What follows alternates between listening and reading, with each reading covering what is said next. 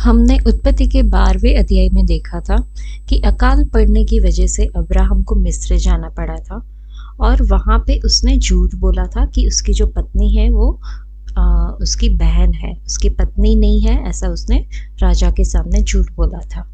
Abraham ने जो है उसको परमेश्वर के ऊपर विश्वास करना चाहिए था कि परमेश्वर ने मुझे अगर दूसरी जगह पे भेजा है तो वो कुछ ना कुछ योजना होगी, उसको झूठ बोलने की ज़रूरत नहीं थी। लेकिन उसने विश्वास करने की वजह डर का सहारा लिया। उसके अंदर डर जो पैदा हुआ था कि मैं वहाँ पे जाके अगर पता चलेगा कि ये मेरी पत्नी है, इतनी सुंदर है, तो वो लोग जो है वो हम दोनों को वहाँ पे रहने नहीं देंगे। या तो अब्राहम को ये डर था कि उसको मार डालेंगे और उसकी पत्नी को जिंदा रखेंगे और फिर वहाँ पे राजा अपने पास रखेंगे। तो उसने विश्वास करने की जगह पे डर का सहारा लिया और गलत निर्णय लिया। तो डर के मारे उसने जो गलत निर्णय लिया उसमें उसकी पत्नी ने भी उसका साथ दिया। तो हमें ये सीखने को मिला कि परमेश्वर की जो योजना होती है उसमें हमें डर के, शक करके और कोई भी गलत निर्णय लेने नहीं चाहिए। हम जो भी हमारे जीवन में हो रहा है उसको परमेश्वर के हाथ में सौंप देना चाहिए और उनकी योजना जो है उसके ऊपर भरोसा करके हमें आगे बढ़ना चाहिए। हमें साहस रखना चाहिए और भरोसा रख के हमारे विश्वास के आधार पे हमें हर एक निर्णय को लेना चाहिए। अब हम आज उत्पत्ति के 13वें अध्याय का अध्ययन करेंगे। उसमें हम देखते हैं, तब अब्राहम अपनी पत्नी और अपनी सारी संपत्ति लेकर लूत को भी संग लिए हुए मिस्र को छोड़कर कनान के दक्षिण देश में आया। अब्राहम भेड़, बकरी, गाय, बैल और सोने रुपए का बड़ा धनी था। फिर वह दक्षिण देश से चलकर बेतेल के पास उसी स्थान को पहुंचा जहां उसका तंबू पहले पड़ा था, जो बेतेल और ए के बीच में है। यह स्थान उस वेदिका है जिसे उसने पहले बनाई थी, और वहां अब्राम ने फिर यहोवा से प्रार्थना की। और लूत के पास भी जो अब्राम के साथ चलता था भेड़, बकरी, गाय, बैल और तंबू थे। सो उस देश में उन दोनों की समाई ना हो सकी कि वे इकट्ठे रहे, क्योंकि उनके पास बहुत धन था, इसलिए वे इकट्ठे ना रह सके।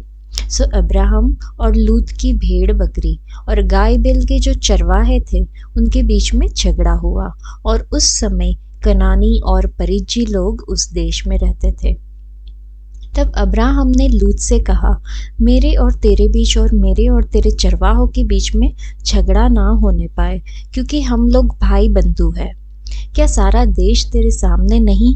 सो मुझसे अलग हो। यदि तू बाईं ओर जाए तो मैं दाहिनी ओर जाऊंगा, और यदि तू दाहिनी ओर जाए तो मैं बाईं ओर जाऊंगा। तब लूत ने आंख उठाकर यरदन नदी के पास वाली सारी तराई को देखा कि वह सब सींची हुई है। जब तक यहोवा ने सदोम और अमोरा को नाश ना किया था, तब तक सोएर के मार्ग तक वो जो तराई थी वो यहोवा की बाटिका और मिस्र देश के समान उपजाऊ थी। सो लूत अपने लिए यरदन की सारी तराई को चुन के पूर्व की ओर चला, और वे एक दूसरे से अलग हो गए।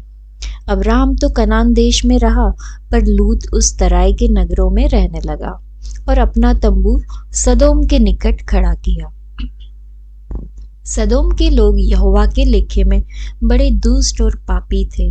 जब लूत अब्राम से अलग हो गया, तब उसके पश्चात यहोवा ने अब्राम से कहा, आंख उठाकर जिस स्थान पर तू है वहां से उत्तर, दक्षिण, पूर्व, पश्चिम चारों ओर दृष्टि कर, क्योंकि जितनी भूमि तुझे दिखाई देती है उस सब को मैं तुझे और तेरे वंश को युग युग के लिए दूंगा, और मैं तेरे वंश को पृथ्वी की धूल के किनकों के नाई बहुत करूंगा, यहाँ तक कि जो कोई पृथ्वी के धूल के किनकों को गिन सकेगा वही तेरा वंश भी गिन सकेगा।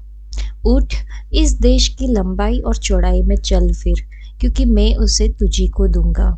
इसके पश्चात अब्राहम अपना तंबू उखाड़कर मामरे के बांजों के बीच जो हेब्रोन में थे जाकर रहने लगा, और वहां भी यहोवा की एक वेदी बनाई। तो हमने देखा कि ये 13वें अध्याय में 1 से लेके 13 वचन तक कनान लौटने के बाद अब्राहम और लूत जो है वो अलग हो गए थे। फिर अब्राहम का पशुधन और लूत का पशुधन बहुत ज़्यादा था, तो उन्होंने सोचा कि यहाँ पे एक जगह पे हम दोनों रह नहीं पाएंगे, इसलिए वो दोनों ने सोचा हम अलग अलग रहते हैं, अलग अलग जगह को हम लोग जो है वो चुनाव करते हैं। तो उन दोनों के पास इतने सारे जानवर थे कि सभी को पालने के लिए पर्याप्त चारागाह नहीं था वहाँ पे। तो दोनों ने सहमति की अलग होने के लिए, और अब्राहम ने लूत को उसकी पसंद की जो भूमि थी वो उसको दे दी। लूत ने जो है हमने देखा कि पूर्व की ओर जाने के लिए चुनाव किया और सदोम शहर के पास जो उपजाऊ यर्दन नदी घाटी थी वहां पे रहने का उसने फैसला किया। उस टाइम पे जो सदम के लोग थे वो प्रभु के सामने बहुत ही दुष्ट और बहुत पापी थे, यहाँ पे हमने देखा कि लिखा हुआ है। और अब्राहम जो था वो पश्चिम में कनान में बस गया। उसके बाद 14 से 18 वचन तक हम देख सकते हैं कि परमेश्वर ने अब्राहम से अपना वादा दोहराया। परमेश्वर ने अब्राहम से कहा कि वह उसकी संतान को वो सारी भूमि देंगे जो वो उत्तर दक्षिण पूर्व पश्चिम पूरे में जहाँ पे भी देख सकते हैं। उसने अब्राहम के वंशजों को पृथ्वी की धूल के समान असंख्य बनाने का वादा किया। अब्राहम जो था वो हेब्रोन चला गया और उसने यहोवा की आराधना के लिए वहां पे भी एक वेदी बनाई।